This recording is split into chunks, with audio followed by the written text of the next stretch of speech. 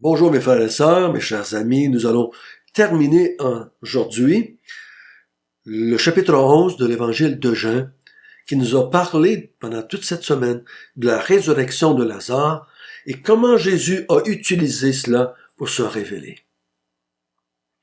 Notre bon Père du ciel, dirige-nous. Ce qu'on va lire ce matin attriste nos cœurs. Je crois que c'est peut-être ça qui a attristé le cœur de Jésus, qu'on a vu hier, de voir la réaction noire du peuple juif. Une réaction complètement contradictoire avec l'intention de Jésus. Dirige-nous Seigneur, et donne-nous de voir l'être humain comme tu le vois. Amen.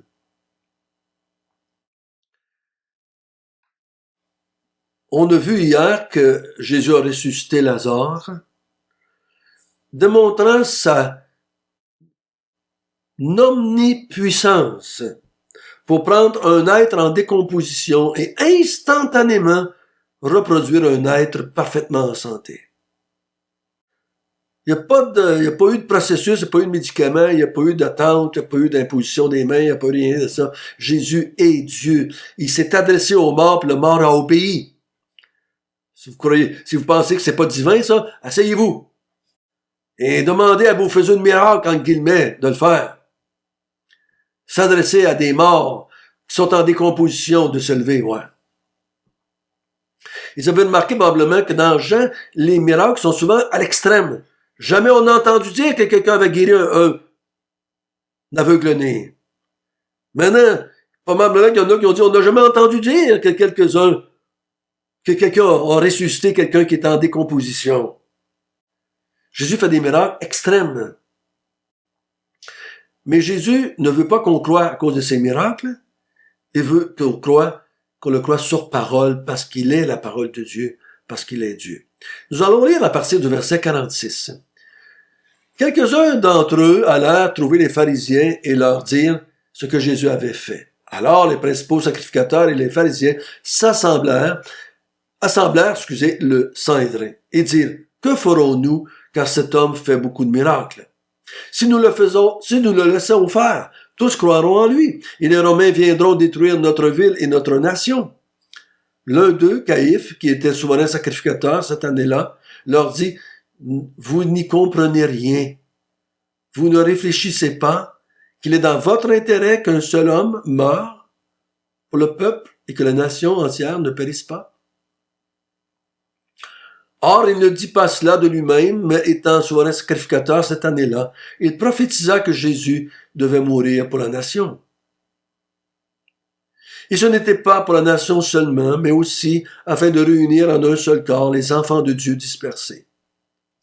Dès ce jour, ils résolurent de le faire mourir. C'est pourquoi Jésus ne se montra plus ouvertement parmi les Juifs, mais il se retira dans la contrée voisine du désert, dans une ville appelée Éphraïm. Et là, il demeurait avec ses disciples. La Pâque des Juifs était proche, et beaucoup de gens du pays montèrent à Jérusalem avant la Pâque, pour se purifier. Ils cherchaient Jésus, et ils se disaient les uns aux autres, dans le temple, que vous ensemble, ne viendra-t-il pas à la fête? Or, les principaux sacrificateurs et les pharisiens avaient donné l'ordre que si quelqu'un savait où il était, il le déclare afin qu'on se saisisse de lui. Quelle tristesse après avoir vu ce miracle, après avoir vu la mort être vaincue, après avoir vu la résurrection et la vie à l'œuvre, la réaction humaine, c'est de tuer. C'est de vouloir faire mourir. Donc, au verset 47, ils réunissent le Sanhédrin. Le Sanhédrin, c'était le conseil d'Israël. On pense qu'il était 70 hommes qui géraient Israël, qui conduisaient Israël. Autant, je dirais, spirituellement, religieusement que de façon politique. Et ils dirent, que ferons-nous? C'est rendu qu'ils il ressuscite des morts en décomposition. Il dit, il fait tellement de miracles que finalement, les gens vont tous croire en lui. Et là, il dit, les Romains vont venir et ils vont détruire la ville. Mais jusqu'à présent, ça fait 3 ans que Jésus fait quelque chose, puis on n'a pas vu les Romains intervenir.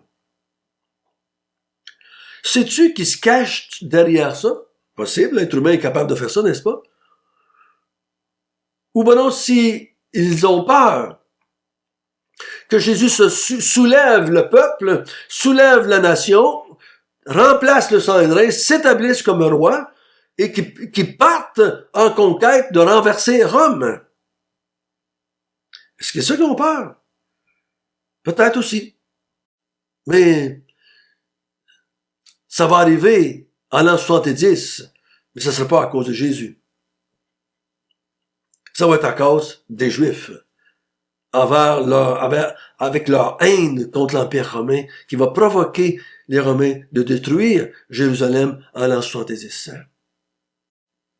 Au verset 49, l'un d'entre eux, Caïphe, qui était souverain sacrificateur cette année-là, dit, vous n'y comprenez rien. Il serait mieux qu'on en tue un pour que la nation soit sauvée. Si on arrêterait là, on a l'impression qu'il fait référence au verset 48. Les Romains vont venir, ils vont détruire la ville. Donc, puis ils vont nous massacrer. Donc, il serait mieux que quelqu'un meure et que la nation soit sauvée. Mais Jean, c'est Jean qui écrit le verset 51. Or, il ne dit pas cela de lui-même. Mais étant souverain sacrificateur cette année-là, il prophétisa que Jésus devait mourir pour la nation.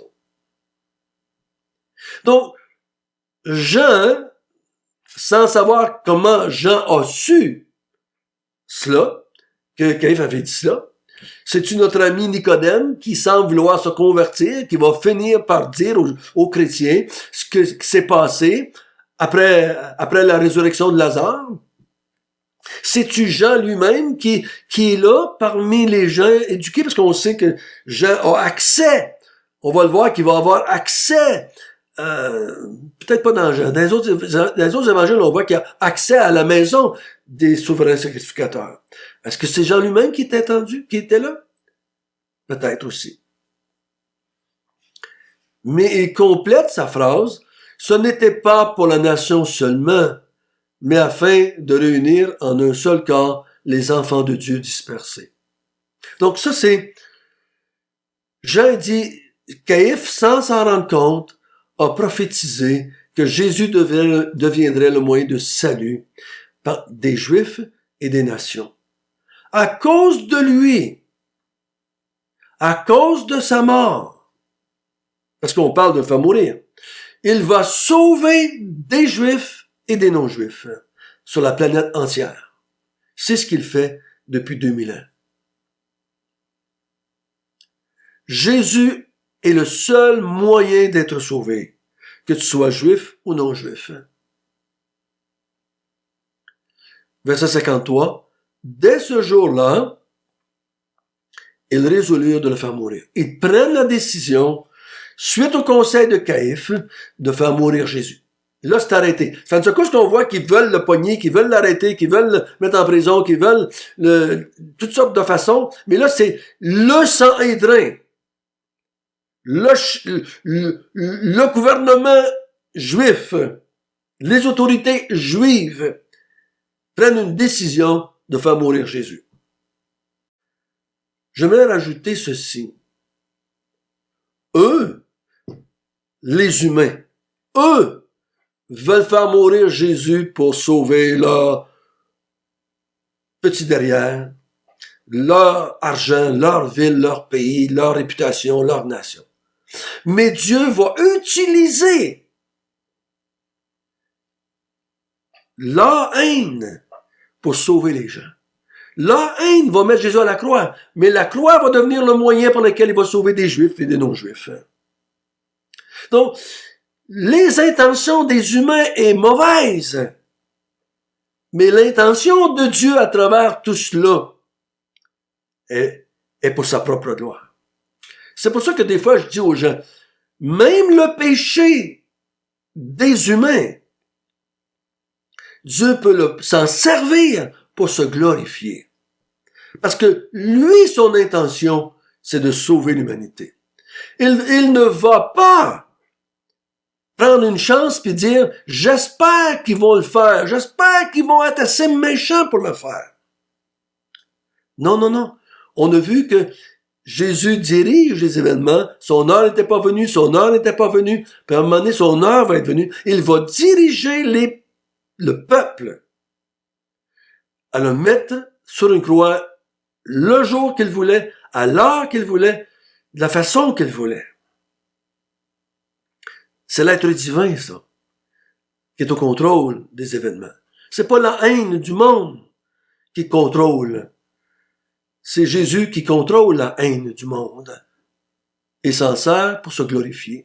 Comme il sait, c'est pas la mort qui contrôle, c'est Jésus qui contrôle la mort et s'en sert pour se glorifier. Verset 54, c'est pourquoi Jésus ne se montrera plus. Jésus va se retirer à Éphraïm, une ville un peu plus loin. Il va se retirer là, pendant un temps. Donc, on a vu, hein, le tabernacle dans l'automne, la fête des dédicaces en hiver. Maintenant, on vient de voir, peut-être entre les deux, Lazare et sa résurrection. Et là, maintenant, au verset 55, il dit, la Pâque des Juifs est proche. Jésus va mourir, là. Jésus meurt à cette Pâque-là. Donc, la fête de Pâques est proche. Et beaucoup de gens en Israël et de partout dans l'Empire romain, beaucoup de Juifs, hommes et femmes, s'en viennent pour célébrer la Pâque à Jérusalem. Et on arrive tôt. On arrive tôt pour se purifier. Parce qu'on vient de pays païens. Donc, on veut se purifier pour se préparer à fêter la Pâque. Mais les leaders, les gens religieux, les gens qui vont célébrer la Pâque, les gens qui vont organiser la Pâque, les gens qui vont faire les cérémonies, les pharisiens, les sacrificateurs, dans leur cœur, ils veulent tuer Jésus. C'est drôle, hein?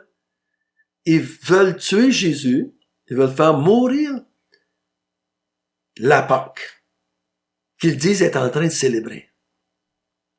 Parce que l'apôtre Paul va reprendre, puis il va dire, Jésus, c'est notre Pâque. C'est lui l'agneau de Dieu qui va être immolé. Et on veut tuer, pour des raisons mauvaises, l'agneau de Dieu que Jean-Baptiste a dit au chapitre 1. Voici l'agneau de Dieu qui enlève le péché du monde. Et là, tous les gens qui sont là par curiosité ou par désir de se faire guérir, ils ont peut-être emmené leurs malades de tout en travers l'Empire romain pour que Jésus puisse leur toucher et les guérir. Ne viendra-t-il pas à la fête? Où est-ce qu'il est? Souvent, il est dans le temple en train d'enseigner. Où est-ce qu'il est? Il est avec ses disciples dans la ville d'Éphraïm. Les sacrificateurs ont répandu à travers Jérusalem, à travers le milieu du temple alentour. Si quelqu'un voit Jésus, qu'on vienne le dénoncer afin qu'on puisse le saisir.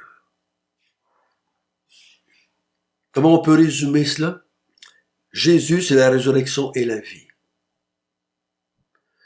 Même s'il a tous les pouvoirs de ressusciter et de donner la vie, et il le fait à ceux qui croient en lui. Il a le pouvoir, mais il te demande de croire. Quiconque croit en moi ne mourra jamais. Et même s'il meurt, il vivra. Mais quiconque croit en moi. Crois-tu en moi, Marc? Crois-tu en moi, Marie? Crois-tu que je suis le Christ, le Fils de Dieu? Crois-tu que je suis la résurrection et la vie?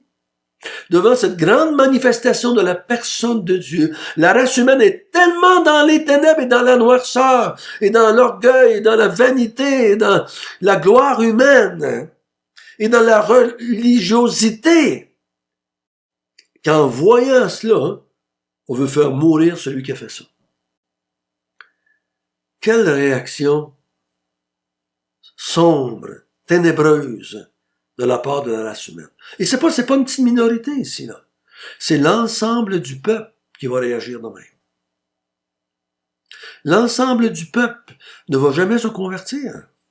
L'ensemble du peuple va vouloir faire mourir les apôtres après.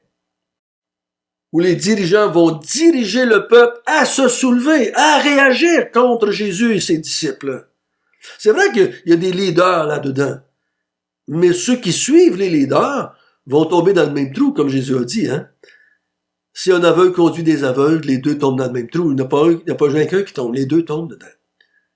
Donc, tous ces Juifs qui vont suivre leur leader, aveuglés par leur méchanceté.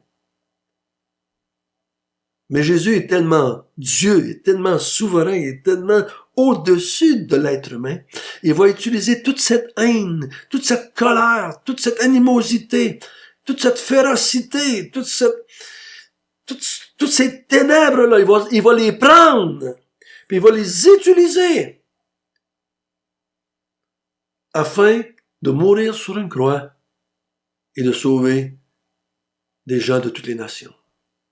Quelle puissance de la part de Dieu.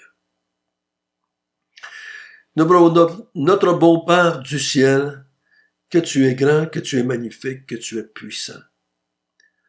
La haine des hommes, le péché des hommes ne vont jamais arrêter ton plan, ne vont jamais faire obstacle à ton plan. Au contraire, tu es tellement grand et puissant que tu utilises leur méchanceté pour arriver à tes fins. Tu as utilisé un peuple méchant pour faire le sacrifice de ton Fils, Jésus. Mais c'est à ton plan de toute éternité. L'être humain ne peut pas dire qu'il ne savait pas, qu'il n'avait pas vu. Ils ont ici devant eux beaucoup de miracles et beaucoup d'enseignements de la part de Jésus. Mais leur dernier mot, c'est « tu vas mourir ». Pardonne, Seigneur, pardonne, pardonne. Merci d'accorder la vie à toute personne qui se repent et qui croit en toi. Amen.